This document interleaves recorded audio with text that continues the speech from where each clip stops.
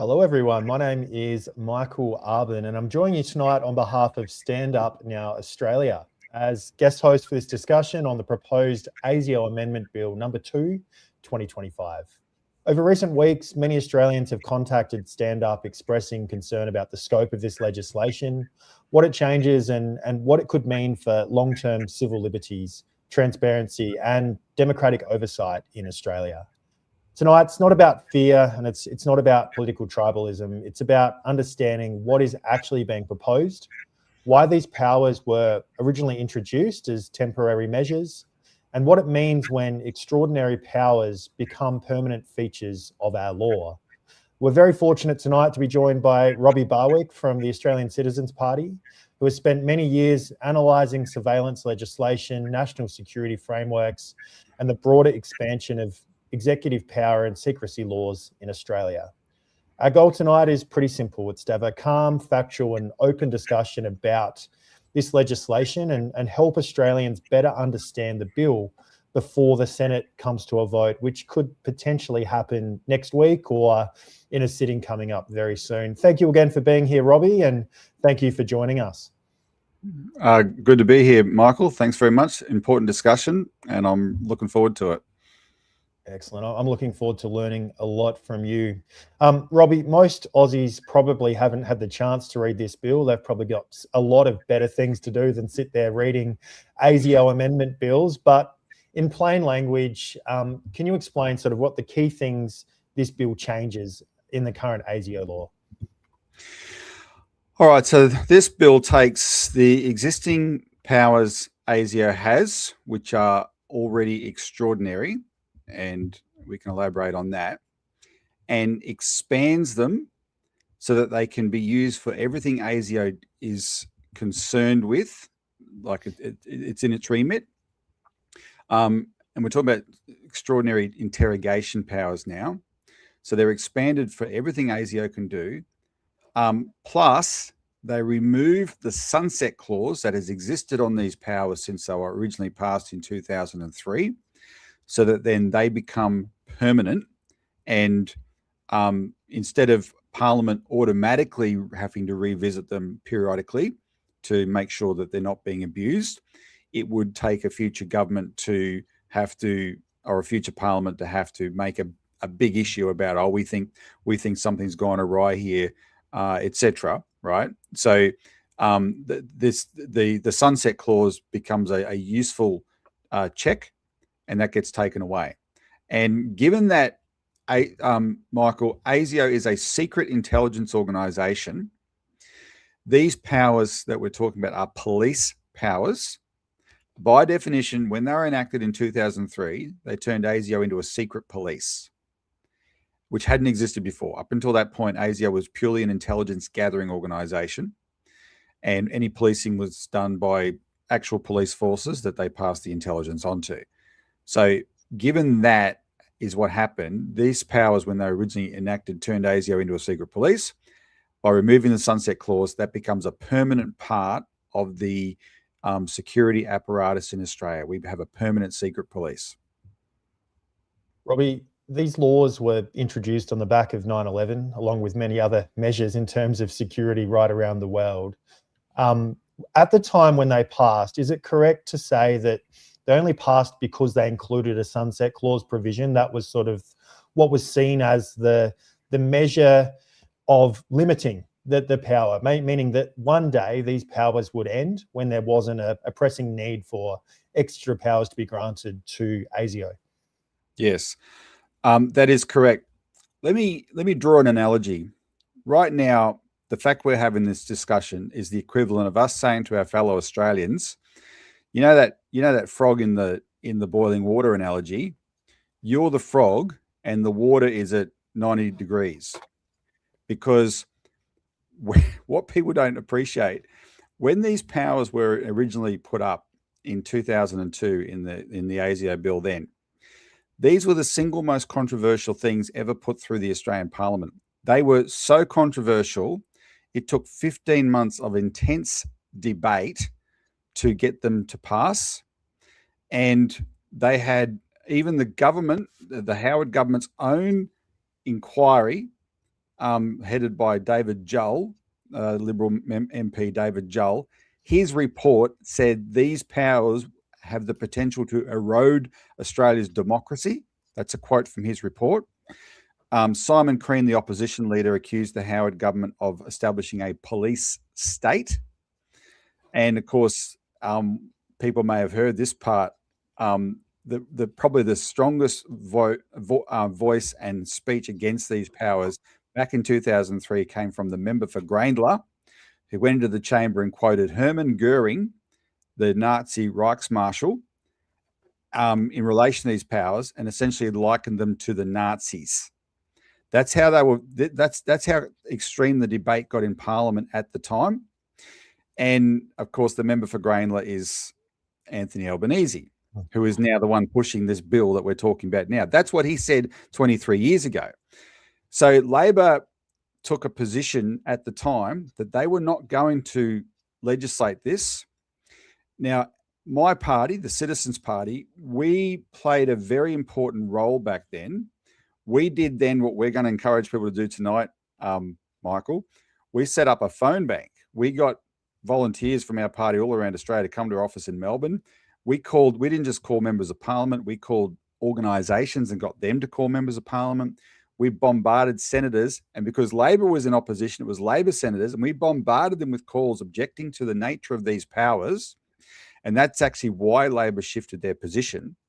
But after 15 months of being worked on by the government with this post 9/11 argument, and you can imagine what it was like, right? You're old enough. 9/11 is still the biggest event in all of our lives, right? That's the thing we will always remember. And so the argument was these powers are necessary because in the scenario of an imminent mass casualty terrorist attack with a ticking time bomb, ASIO must have the right to get to extract this information in order to stop a mass casualty terrorist attack, right? And it was a very powerful argument. It's quite extraordinary that in the context of all that, Labor even opposed it at all, but they did respond to the public outcry. So then the way they eventually got Labor to agree was to put on this sunset clause and say, we will make these powers temporary to only be for the time to deal with this sense of there's a terrorist threat. The original sunset clause was 3 years. It's been renewed twice since then for 10 years at a time. It's coming up, actually, it was due to expire this year, 2026. So in anticipation of that, they put up this bill last year. This time Albanese, the guy who likened him to the Nazis, put up this bill to say we're going to remove the sunset clause and make them permanent. And my argument to my fellow Australians is, you are at 90 degrees in the boiling water, in the water that's got a fire under it, right? Understand that you've been deliberately desensitized to this, and ask yourself, why was it so controversial back then, and why isn't it now, right? And we should have exactly the same alarm now and do our best to try and stop this. Robbie, 2025 was when they passed the ASIO Amendment Bill number 1, correct? Which just kicked the can down the road till 2027. Is that the time frame we're currently working on, expiring in 2027 as it currently stands? Yeah, number one was just to extend the sunset clause a little bit to buy time to pass this number 2 bill. Yep. And number 1 received obviously the numbers in the Senate. Did it receive majority support by quite a bit? What were the numbers looking like on that? I think it was very uncontroversial. I'm not even familiar with the numbers, to be honest. Because once the problem with all this legislation since 9/11, this specific anti-terrorism legislation, is eventually it's always been a joint ticket between Labor and the coalition. And whenever, as you know, whenever Labor and the coalition agree on something, they've always got the numbers, right? It's the ultimate uni-party act, and they've got the numbers sewn up, and it's always going to pass. And that's what happened with number 1. One of the arguments I've seen from the government around this piece of legislation is one that, it's being used sparingly, so therefore it's not being abused, so therefore making it permanent isn't a huge risk. There's been 3 committee reports published on this bill recently. One of those reports was from the Joint Committee on Intelligence and Security. And right at the end of that report, I'm a bit of a nerd and I read through right to the final page, they listed the number of questioning warrants that have been issued since 2003 under these powers. They've only issued warrants 20 times and 0 times for the last 3 years, Robbie. So they say we're not using it very much, so therefore it poses very little risk to the civil liberties of the Australian people. I would argue that potentially there's a counter argument there saying you're not using it very much, so therefore you don't need these powers. What's your thoughts? Well, I agree with your point, absolutely. But first, let me make another point. Because of the sunset clause, they have always had in their mind that they have to periodically account for these powers. It goes to a parliamentary committee, etc. Right, and that alone becomes a check on the overuse of these powers. Removing the sunset clause takes away that sense of accountability, right? And so how do you know what they're going to do? But see, the reason I agree with what you said, Michael, is this. We took a position, a civil liberties position back in 2002 when these powers first were proposed, simply on the basis that, well, hang on, if we're creating a secret police here, aren't we supposed to be a democracy? I mean, call me old-fashioned, but I grew up with the idea that secret police were associated with the Gestapo, right? The Stasi, etc. That's why there was a reaction to this bill. What can ASIO do with these powers that a properly constituted state police or a federal police cannot do, which has more transparent checks and balances than ASIO? And I, because I'm also a little bit of a nerd, I decided last year I read a book that happened to be about Australia's special forces fighting ISIS in Iraq in the 2010s, which is kind of relevant to some of the stuff that's happening now. And the author of that book, Ben McKelvey, told the story of people in Australia in southwestern Sydney who joined ISIS, and how some of them had been arrested in an operation in the early 2000s called Operation Pendennis. And I'm reading this, and it's quite the story of Operation Pendennis is fascinating, but he kept referring to the police and the police detective who led the operation of 400 police, and they foiled this terrorist group quite effectively. So I found out who that policeman was, and I called him and I asked him, you, as someone who's been involved in actually foiling a terrorist plot in Australia, do you think that ASIO really needs these powers? And I can tell you, he was prepared to say that no, there's nothing that they particularly did that the police can't do. He only acknowledged that they had sources of intelligence that the police didn't have, and he always found that kind of curious. But otherwise, the actual policing that followed this terrorist attack was done by the New South Wales State Police. And they have to do it in a way where they've got to follow certain rules, but not rules invented by woke Labor politicians in the 21st century, rules invented by the people that made us civilized countries hundreds of years earlier, such as you must have a separation of powers, and government police have to get a warrant from a judge before they can arrest and interrogate people. Those kinds of rules. That's the difference between a democratic state and an authoritarian state, right? And that's what governs the state police.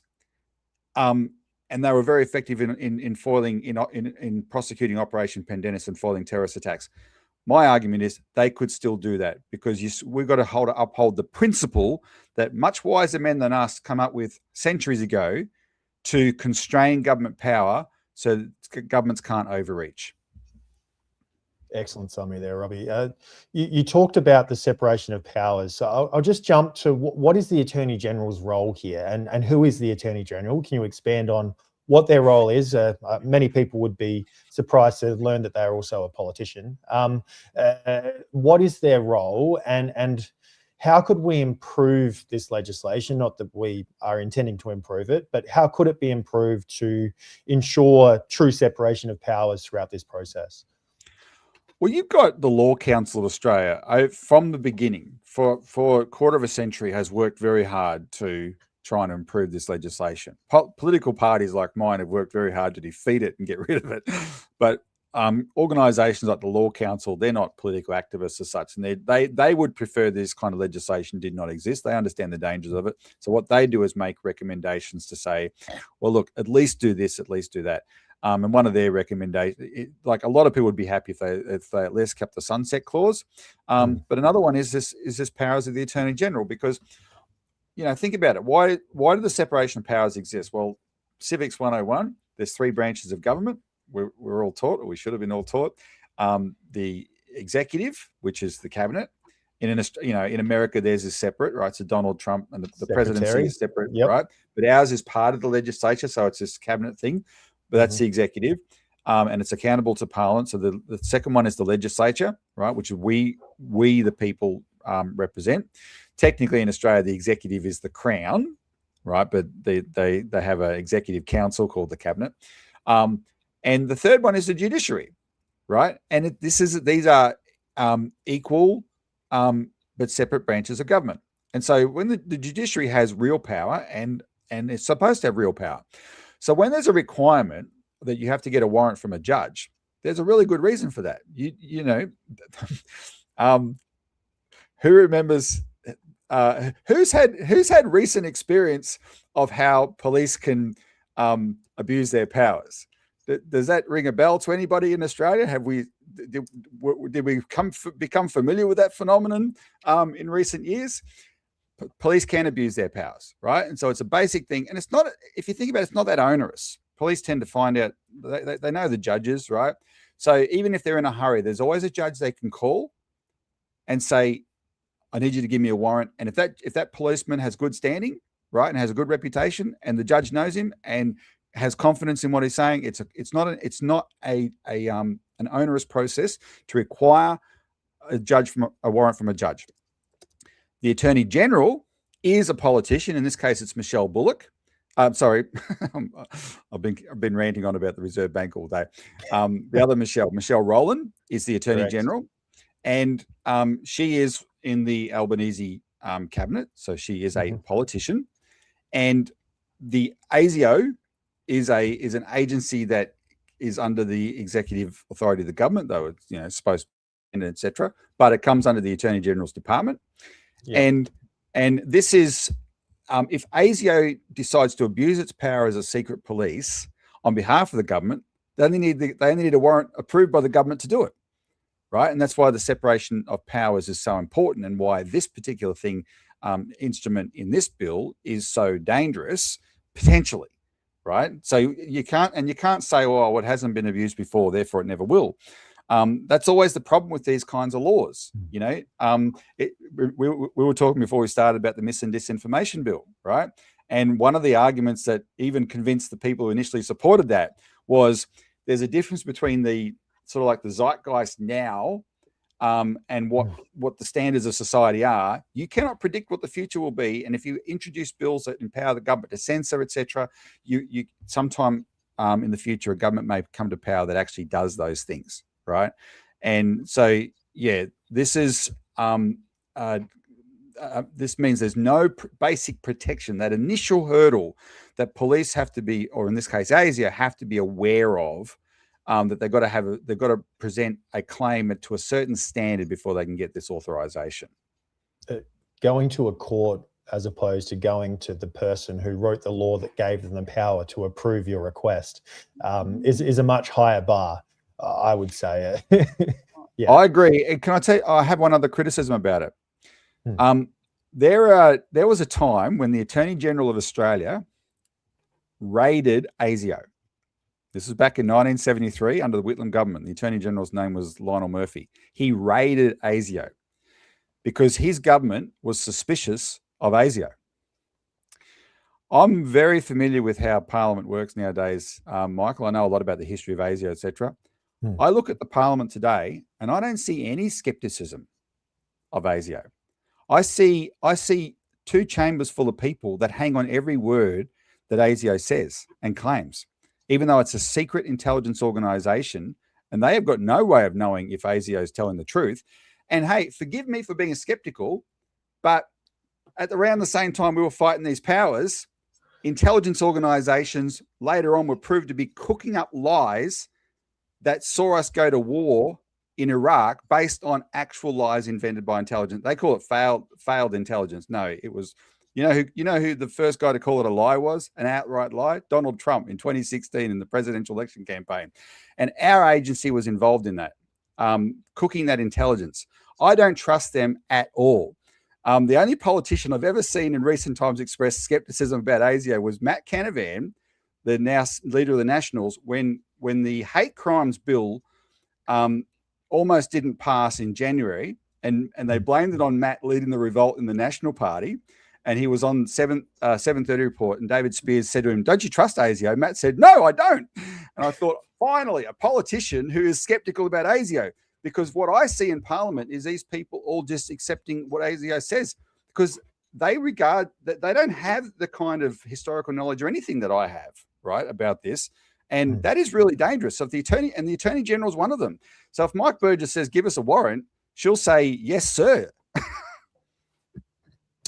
There's a quote by Calvin Coolidge before he was US president. He said, "It is much more important to kill bad bills than to pass good ones." I think there's a bit of a culture that I've observed in Parliament, Robbie, where politicians get presented with a really bad bill, and instead of instantly thinking, well, page 2, this is garbage, it's not necessary, we're going to vote no, they think, how do we improve this? Is that a culture that's gradually crept into Parliament? I would say with the emergence of career politicians, a little bit lacking in life experience, maybe a little bit too desperate to cling to their position in Parliament and not really willing to rock the boat. The other thing I don't see enough of is repeal bills.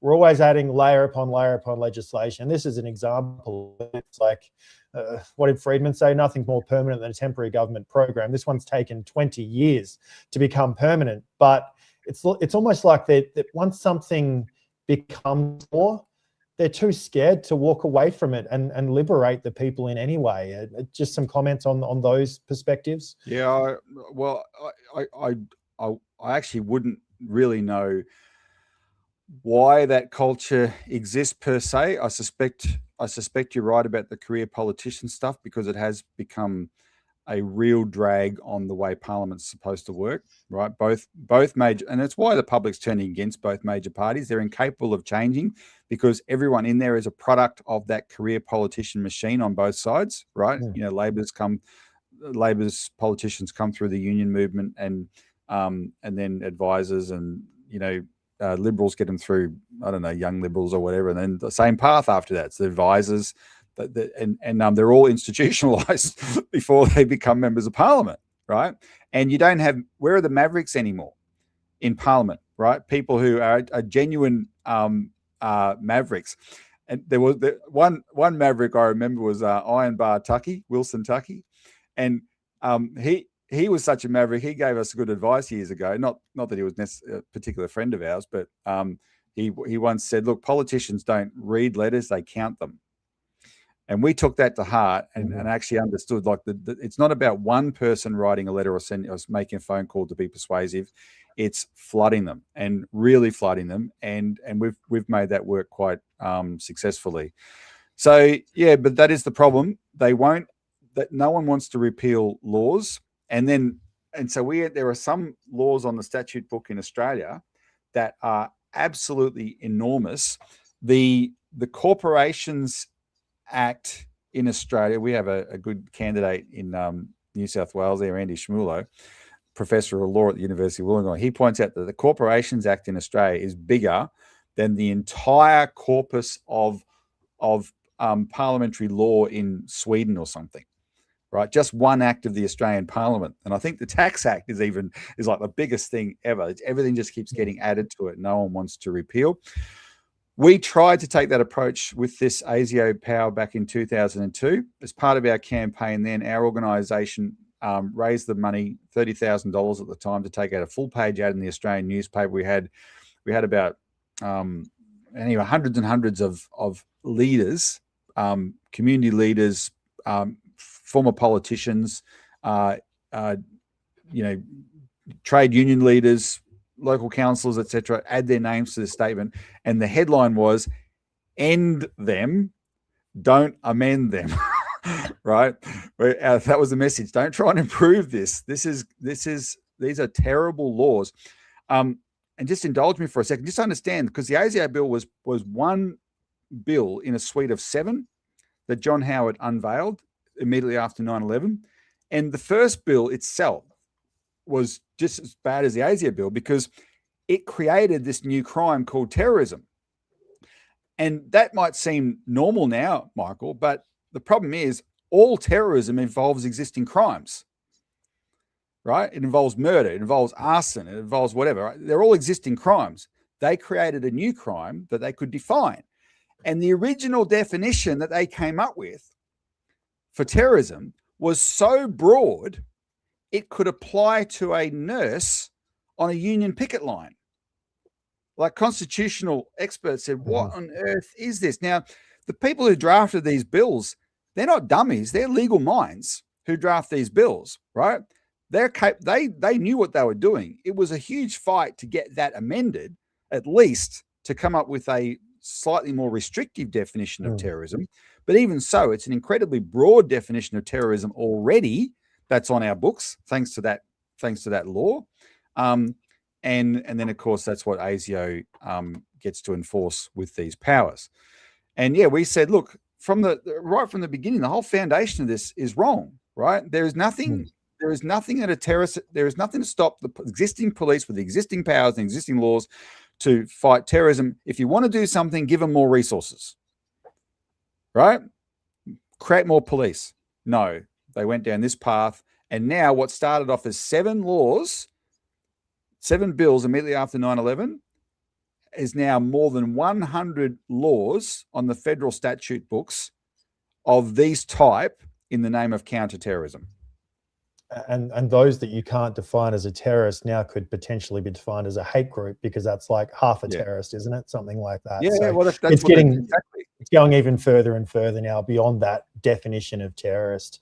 Precisely to everyone watching at home, we are now live streaming on YouTube as well for this chat. So if you've got friends that want to catch up or watch this right now, the second half of it, please feel free to jump on YouTube, Stand Up Now Australia. It's live streaming there.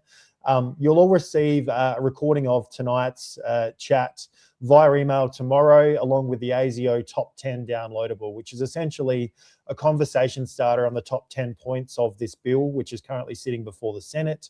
And also, please jump on the Stand Up Now Australia website. We'll talk a bit more about it later, but there's a contact your senator email generator there that gives you some key points. But I would suggest to everyone that you do amend that email, include your own personal comments, make sure you're directing it in a personal way. Use your own language. There's nothing worse than a senator's office receiving a generic email. It's not personal. It doesn't mean much. You kind of think it's been generated by AI. So be yourself, put your own comments in there. Make sure anything you pick up on tonight, make your own notes, refer to that top 10 downloadable and use some of that information. And that's important. And share this far and wide. We have hundreds of people watching live, but I've no doubt this will hit thousands, tens of thousands over the coming week. And Robbie, it's important that this bill could potentially pop up before the Senate next week. It's important that contact is made pretty well immediately, isn't it? The pressure needs to be applied to senators to strongly consider this bill and to decide whether they'll let it pass unamended and let it become law forever, or whether they'll decide to either vote no or potentially amend it to reinsert a sunset clause or something like that. Would you like to sort of elaborate on what the potential options are from here for this legislation? All right. So we've already got 2 parties in the Senate that are a firm no, and that's the Greens and One Nation. And they have 4, 12, that's like 16 votes between them. 14. Okay. Yeah. You can add, I'd be pretty confident you can add politicians like Lydia Thorpe and David Pocock to that as well. Yep. So I'd say that. Now, if the coalition votes no, then this bill will be stopped.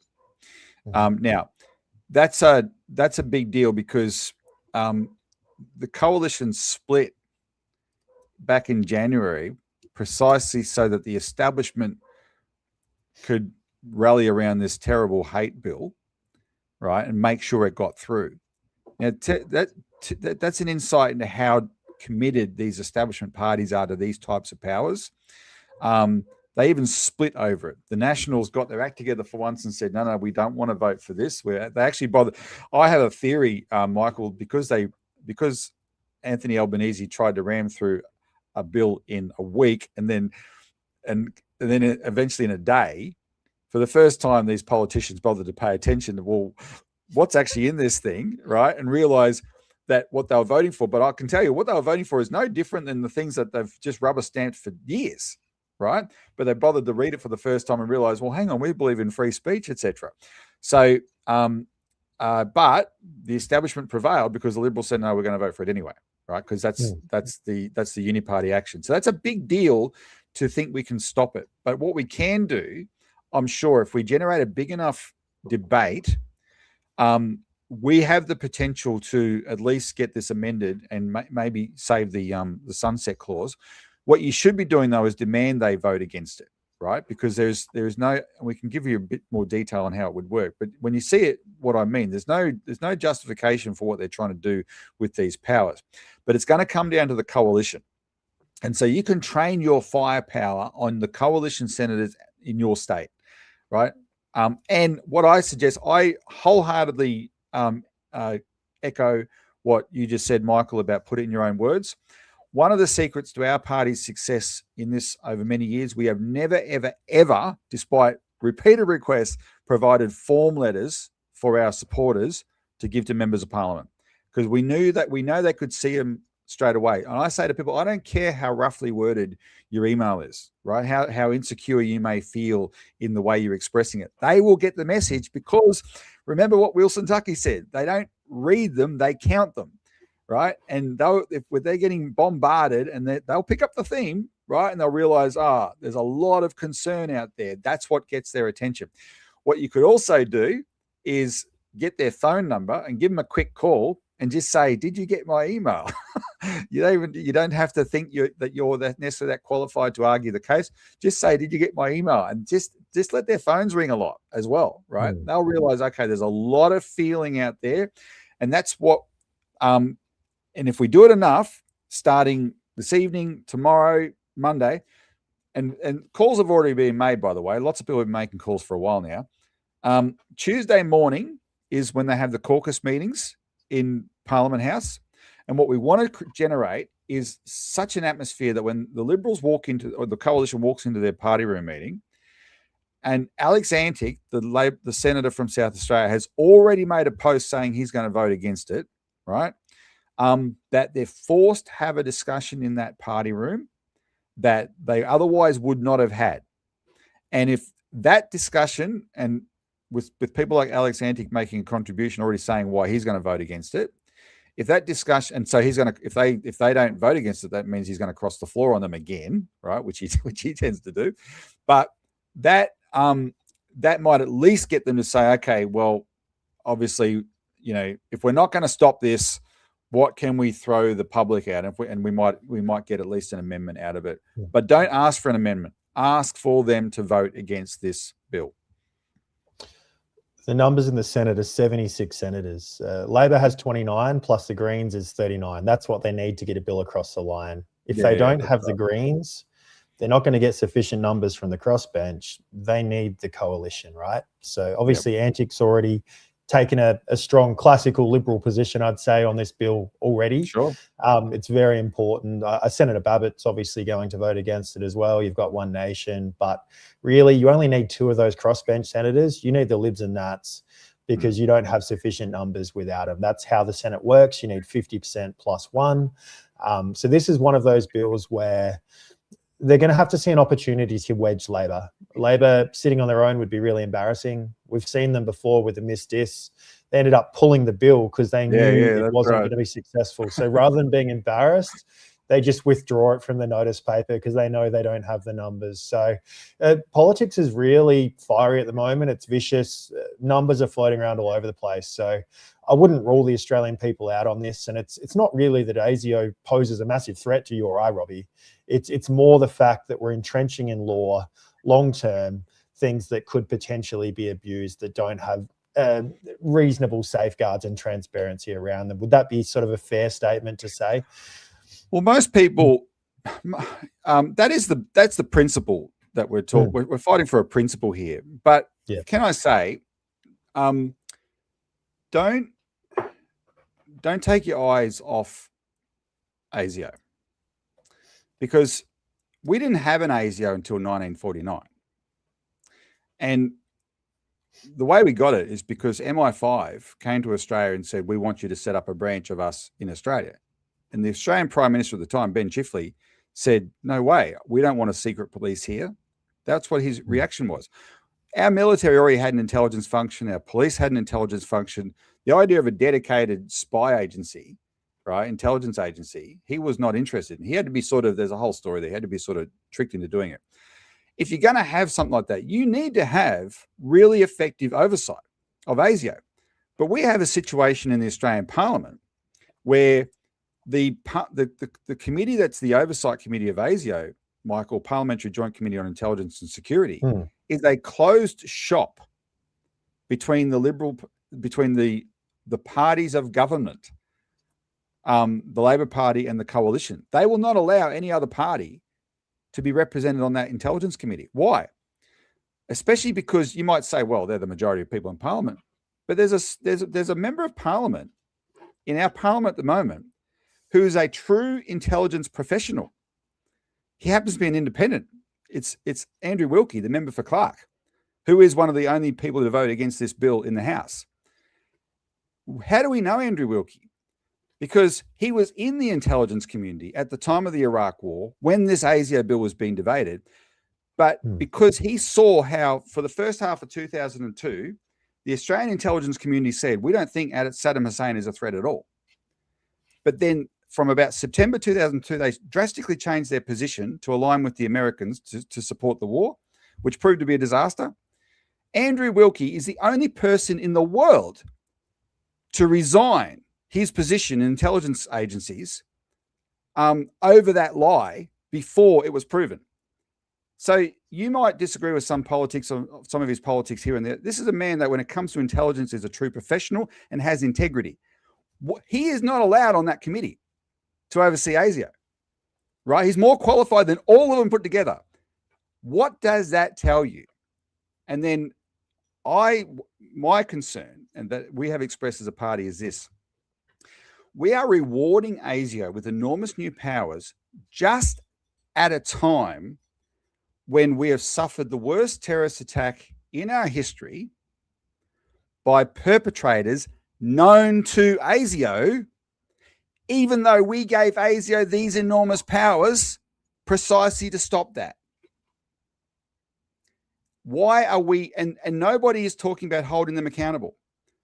There was a time in all sort of countries when if someone had presided over such a disaster as Bondi, you're not going to blame Mike Burgess for Bondi per se, but someone like Mike Burgess would have resigned to take accountability for the disaster, right? Out of a sense of honor. That doesn't happen in politics anymore. Not only has he not resigned, we're giving him more powers. And I think our party is going to try and use the Royal Commission. I made a submission to it last week to say, you need to be looking more at this agency and how it actually operates. Because unless you do, if you just took the attitude, oh, well, they're a special thing and they're now part of the furniture and they can have these permanent powers, and you don't have a sense of alert oversight of an agency like this, because it can operate in secret, it can get away with all kinds of stuff. And so just consider that as well. Consider that aspect of it as well. So yes, it's the principle, But there is an element where we've got to keep an eye on this particular agency and the way it operates. Excellent. Robbie, I just wanted to clarify. Senator Payman's also expressed that she'd vote against it. Is that correct? Yeah. Fatima Payman? Yeah. So I find that a fascinating point as well. So Senator Payman is an ex-Labor senator. If she was still wearing a red shirt in Parliament, she'd be voting for this. But because she got kicked out of the party for voting against party lines, she's now voting for transparency and accountability and all of those things that I believe a lot of Labor members would probably deep down believe as well, which is just fascinating, isn't it? They were the opposition to this 23 years ago, right? Yeah. There's something that happens to parties when they take government. Well, I've given up believing opposition parties anyway, Michael. Opposition politicians will tell you anything you want to hear all the time, right? What do they do when they're in the government? That's the real test. And there's something that happens to them. So Labor, they put up a fierce fight 23 years ago. They put up a fierce fight in 2014. Can I tell you about this one? In 2014, Labor put up a fierce fight when there was a law put through Parliament to jail journalists for up to 10 years for reporting on an ASIO operation. That's a law in Australia. A journalist that reports on an ASIO operation can now be jailed for up to 10 years. Tony Abbott put that law through. Do you know who was the most outspoken in criticising it? Anthony Albanese, right? Has he done anything to, now that he's back in government, to repeal it? No way. He's giving ASIO enormous more powers. And no journalists, that's the other reason that we've got to be, as citizens and citizen journalists, we have to be alert, because the actual mainstream journalists have been told for more than 10 years, don't cover ASIO properly. Don't dig into what ASIO is doing. You could go to jail. So let's just say that you are compelled to present for questioning under this new law, if it does pass. Is someone then silenced from speaking about what happened to them throughout that process? And how is that so? Yeah, you are not allowed to talk about, because this is all under, under national security, right? And so presumably, just like everything else to do with national security is immediately classified. They're essentially classifying their conversation with you, because they would say, oh, if they have preemptively responded to a threat and they have interrogated someone to get information, they have the right to be able to say, you can't say anything, because if you say publicly that this has happened to you, then the conspirators that they're trying to foil, right, will then know that ASIO is onto them, and then the jig is up, right? That would be the logic in what they do. And of course, in a certain universe, there is a logic to that. Certainly the politicians accept the logic to that. But why have we, you could at least do, I don't want to be sort of in an ivory tower here, right? In an academic civil liberties position. I know there's a reality out there, but when you put together the whole package, you go, if you at least had a judge providing the warrant, right, etc., so that, why wouldn't you set in the checks and balances to make sure that can't be abused? But as it is, so there are no checks and balances on it, and so the ASIO can say, yep, you got to be quiet. The only time someone can actually inform someone they're being interrogated is if it's a minor down to as young as 14, their parents must be notified, right? Because if it's an adult, nobody's notified. You're just grabbed and interrogated. But if it's a minor, their parents must be notified. As an adult, you have the right to say you want a lawyer, but ASIO must approve your lawyer, and so that's not a proper protection there anyway. And those lawyers and parents that are brought in, they can't talk about it either. So, and what does that mean? You're creating a curtain behind which all of ASIO's activities can't be talked about. Well, that's a slippery slope to becoming a despotic police state. And in recent times, these powers have not been used for 3 years, but they've also been subject to this provision that they would eventually come to an end. So there was accountability there. There was requirement to seek approval. One of the other things that the bill explains is that the scope of adult questioning warrants is to now include sabotage, promotion of communal violence, attacks on Australia's defence system, and serious threats to Australia's territorial and border integrity. So essentially, it's expanding further and further. Would you like to comment on the expansion of the reasons that the warrants can be granted for by the Attorney General? Okay, so that list you just went through, sabotage, promotion of communal violence, border security, etc. They were all issues, general categories of policing issues long before 9/11. They've always been issues.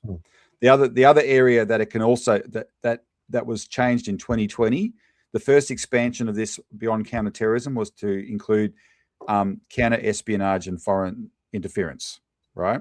And so that now means literally everything ASIO has the remit to be responsible for, it can use these interrogation powers for. Think it through yourself, that how come there's always been spies long before 9/11 and we consider these kind of powers.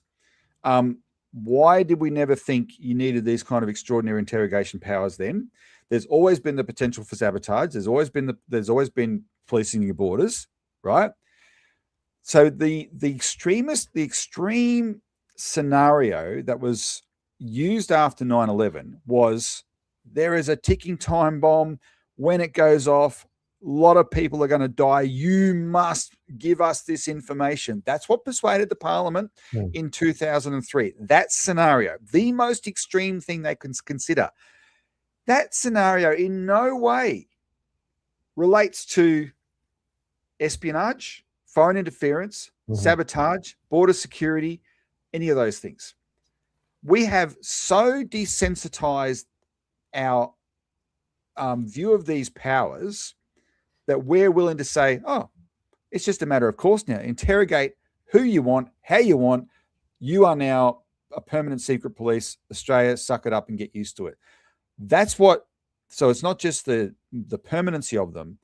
It's just that the routineness of them now. This will be routine for ASIO to do it in all these ways. And if I can just go back to my previous point, one of the reasons I think ASIO dropped the ball, and Four Corners has covered this, so that it was not able to stop two perpetrators known to it from accumulating an arsenal of weapons, going to a known terrorist hotspot, and then committing the Bondi terrorist attack, is because by the words of its own leadership, it decided in the late 2010s that foreign interference was a greater threat to Australia than terrorism. And what that meant was, there's been a lot of talk about Chinese spies for a long time, right? Even if you accept that threat was real, do you ask the average person on the street, what's scarier to you, a Chinese spy down a back alley, or terrorists plotting to kill as many people as they can in a terrorist attack? Yet ASIO decided that the Chinese spy was the threat. They put all their resources and priorities on that, right? And that's why there's been no use of these warrants for the last 3 years, Michael, right? In terms of counterterrorism. So, and one of their agents, who was actually, ASIO had an agent involved in the this particular cell in Western Sydney that knew the perpetrators. He went on Four Corners and said they just stopped paying attention, essentially, right? And I was warning them, and they just stopped paying attention. So even from that standpoint, if we gave them powers to do one thing, they had one job, stop terrorist attacks.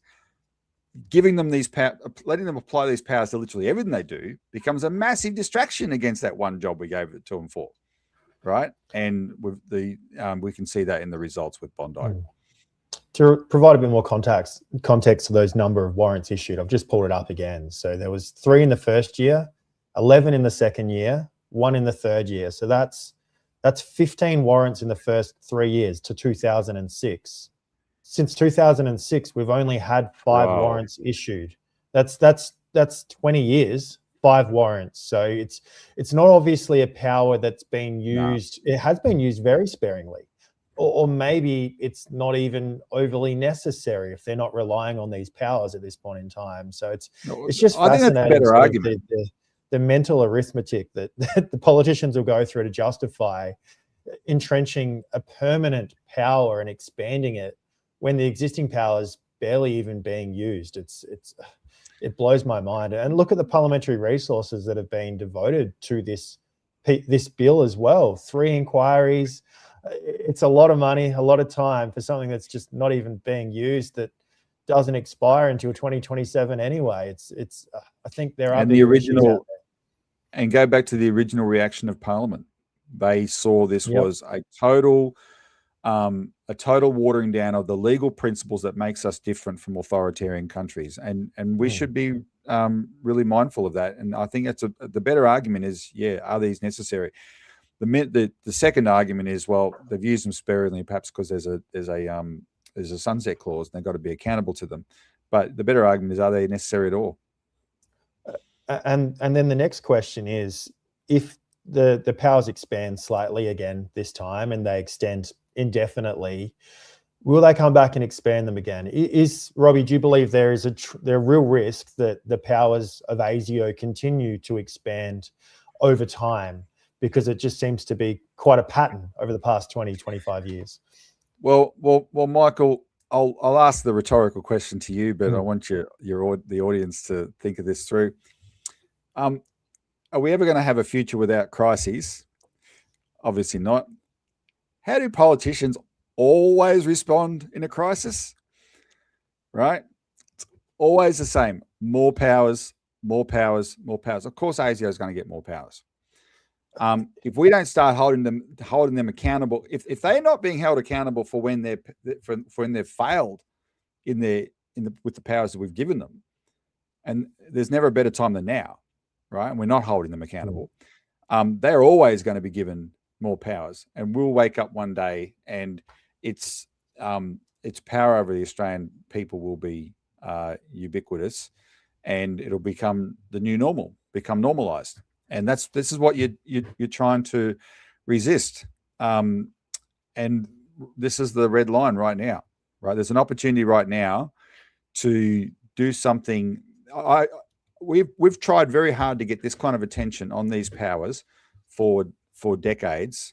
We got a lot of this kind of attention back in 2003, but all these other powers that have been passed, it hasn't been anywhere near this. I'm really impressed by how much attention's on this ASIO bill now. Just in the last couple of months, we've been able to get this much attention on it. So I think this is an opportunity. People are learning the history of this for the first time, and they are concerned with what they're hearing. They've got an innate suspicion of government because of our recent experiences, right? This is an opportunity to change it. Absolutely. Look, it's crazy to me that people wouldn't expect government to continue to want to expand power, given the experience we've seen through the pandemic. What I often see them do when there's a crisis is just do something. They want to be seen to be doing something, irrespective of what it is. It's like during the pandemic, about every couple of weeks, they'd hold a press conference and say, now we're doing this. The journalists really failed in terms of asking, hey, why, and where's your evidence, and has it worked before? And it was very much, we're doing this, now we're doing this. They're drip feeding you new measures, most of which made no economic sense whatsoever, and actually led to the crises we're feeling now in terms of housing affordability and inflation, but also the erosion of human rights, which are very rarely ever restored. Once something is in law, your inalienable rights are somewhat impacted forever. Like we mentioned earlier, the repealing of bills is incredibly rare. I don't know if I've seen. I'd love to see an omnibus repeal bill. That's my dream, Robbie. One day we see a government brave enough to run against the bureaucracy and say, no, enough. We are repealing bills en masse. I don't know if I'll see it in my lifetime, but it's something we can all dream of. You can dream. Absolutely. Now, a couple other thoughts or questions I've got on this bill, which is coming before the Senate. Someone's right to remain silent and someone's right to legal representation. Do you want to elaborate on those points, how those things would tie in? I'm assuming that with ASIO, you wouldn't be allowed to remain silent, but can you run me through that? Yeah, no. So there's definitely no right to remain silent. Now, Yep. that's balanced supposedly by there will be no self-incrimination, but that means that you can't be held directly accountable for what you say in the moment. If what you say leads to some legal case that then blows back on you, then you can certainly be held accountable for that, right? So that's quite a big deal to say there's no right to silence. But the logic is, again, this is a national security measure, and they must have that information. But like I said, we were told they must have that information under that one specific scenario: ticking time bomb, mass casualty attack. Now they're going to have that power for literally everything, right? That is nowhere near that kind of threat.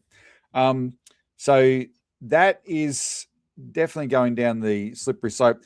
The legal representation is your lawyer is essentially a wallflower, because first of all, ASIO has to approve the lawyer, but he or she can't give you any advice, right? They can't say, don't answer that, because that's the number one thing lawyers do in interviews, right? Say, don't answer that, don't incriminate yourself, etc.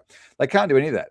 All they can do is perhaps explain the question to you better or something like that, right? And they have to be on their best behavior, or ASIO will kick them out. And ASIO, what you're going to end up having is a class of lawyers that sort of like form a pool that ASIO is prepared to work with in this regard. Lawyers that make a name for themselves because they truly represent their clients and their rights, and are aggressive towards the authorities, aggressive enough, right, as they should be, because they represent you, not the authorities. They'll never get a look in, right? So the best lawyers, in terms of serving the community, will be excluded from this as a matter of course, and it just becomes a window dressing operation. And one of the things they've done in this bill to supposedly improve it is they're going to have an observer in there. I forget the title.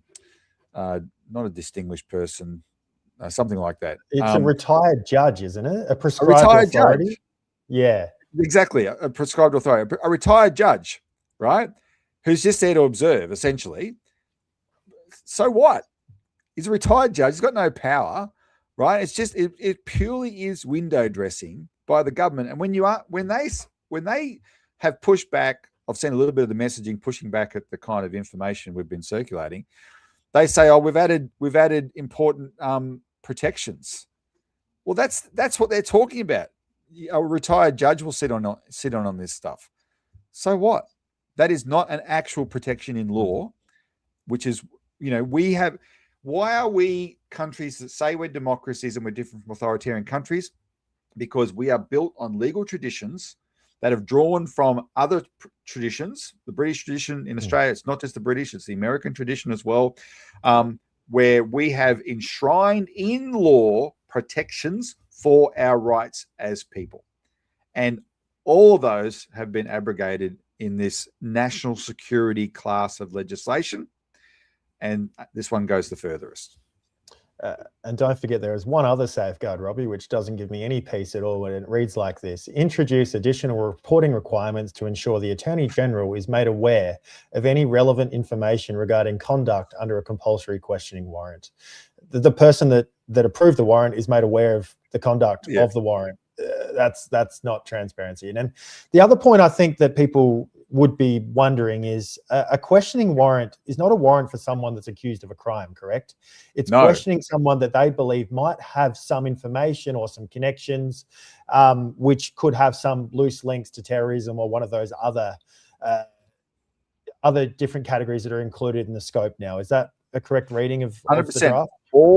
You don't have to be a suspect. All you have to be as someone is ASIO thinks you may know something. So they can grab you off the street, down to children as young as 14, and even though your parents get notified, they can't say anything.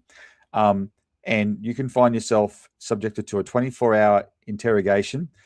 I have to admit, I haven't quite seen the wording. I assume that if they want to, they can just go back to the Attorney General and say, we want to keep him here longer, right? And the Attorney General just approve the warrant again, right? Another 24 hours.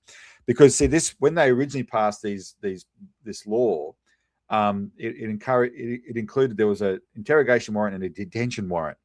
And the detention was for up to, originally up to 28 days. You could be disappeared off the street for up to 28 days, and they reduced it down to up to 14 days. ASIO itself said, oh, we don't need that because it's sort of like an unnecessarily second warrant, because each interrogation involves detention anyway, right? So it's 24 hours straight of detention that you can be subjected to, and then they'll just get the Attorney General to renew it if they want to. And yeah, it's possible you've never done anything wrong. You're just someone they consider to have the information. What if you don't have the information? What if they're Keystone cops and they've got the wrong guy, but they don't want to believe that? Because of course you're going to lie, right? You can be a purely innocent person subjected to intense interrogation for no fault of your own, no nothing, and with no protection. And you can't talk about it afterwards, right? It's over. Yeah. So you've been through this traumatic experience and you have no ability to voice it to anyone. There's a question here from Jeff Cranfield who says, are these laws being pushed by the foreign intelligence agencies that ASIO are in bed with? I'm going to add one thing to that, Robbie, as well. If you can provide a bit of context of what you know of around the world, are similar powers granted in other nations other than Australia, or are we a bit of an outlier? That may be a leading question, because you may have seen the same submission I did. It turns out we are an outlier. So in principle, Jeff, it's the right question to ask, because ASIO is primarily a subset of Five Eyes, which is Australia, United Kingdom, United States, Canada, and New Zealand. And as in Five Eyes, it's a junior partner to the big ones, which is the CIA and MI5, MI6. And they just take a lot of their lead from those agencies. However, when it comes to these specific powers for ASIO, I remember when you got to travel the world a bit to appreciate what a nanny state Australia is. Even countries like New Zealand and the United Kingdom are much less nanny-ish in the way their politicians instantly make everything possible illegal and wrap us in cotton wool than Australia does. That's what all the politicians compete to do.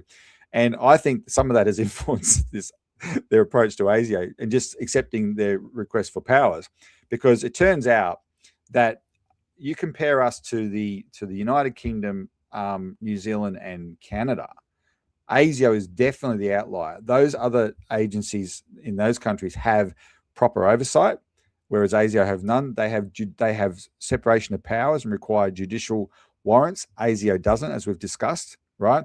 They have sunset clauses, and this will mean ASIO won't. And so that part is unique to us among so-called what we'd like to say is like-minded democracies, and it's extraordinary.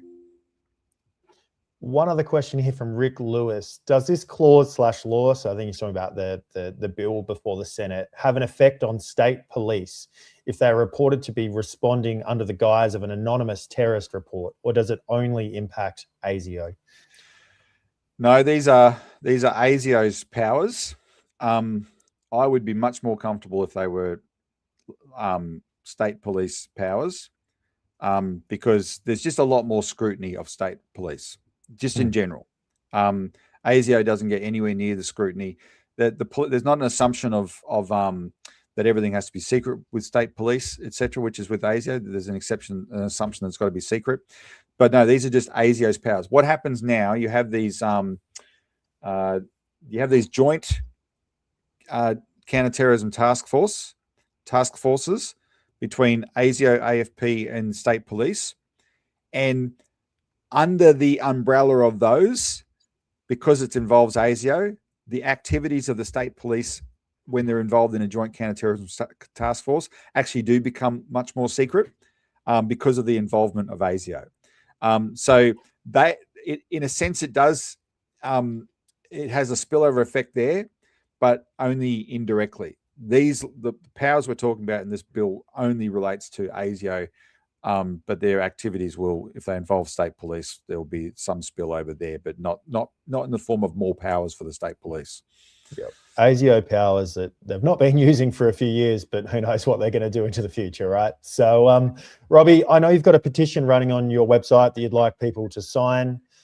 Stand Up Now has the contact your senator email and the ASIO top 10 downloadable available on the website.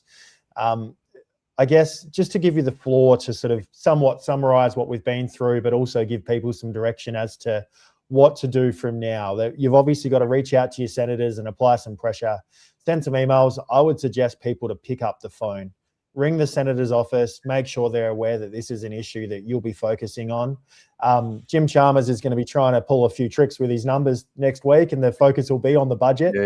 And there is always the risk that the budget chews up a lot of the Senate's time, and there could be a guillotine motion to fast track this through, or there could be limited debate and they'll try and put it to a vote. But what you want to try and do, from my perspective, is to motivate senators to talk about this, to extend that to debate and make sure that it's something that's deeply considered.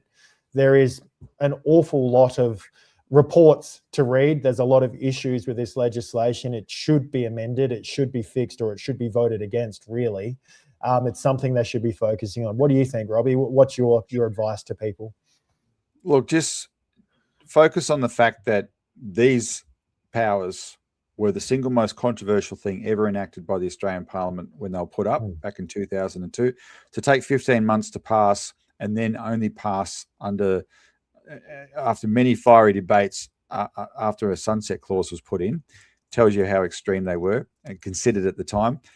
And therefore, why is the body politic so casual about them now? Right? And that tells you something about our society. Now, we've recently had a few scares where we thought we had rights that we didn't have, right? And COVID was an example of that. People were quite surprised. Turns out we don't have a Bill of Rights. I've seen so many Australians make comments on social media saying, what about the First Amendment? Well, sorry, that's a different country. It's not our country.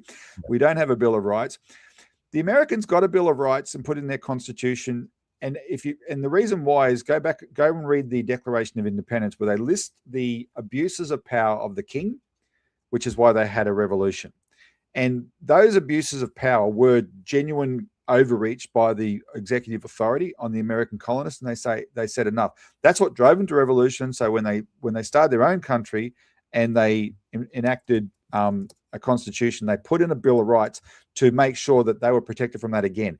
So we have, in a sense, been given an opportunity to arrest the decline in our legal standards in Australia, because there's a bit of an awakening because of our recent experience, right? You've got to do it through bills like this, right? You don't accept them and you force them to change. That's what I encourage people to have at the forefront of their mind. This is an opportunity to put a line in the sand and say, no, we're not going to accept these kinds of laws are the new normal, and because we're doing it to protect ourselves, but also our posterity, right? Protect our children in the future and their children from this kind of government overreach. It's time to draw a line in the sand. And with that in mind, yes, contact those senators, especially the coalition, and make that phone call. Even if you're not confident what you're going to say, just call up and say, did you get my email about the ASIO bill, right? I sent you an email saying you should vote no. That's all you got to say. They will get the message. Absolutely. And be civil, be nice. They're humans. Yeah. They get hundreds of emails every day, but they don't actually get as many phone calls as you believe. So do follow up that email with a call. Make it short.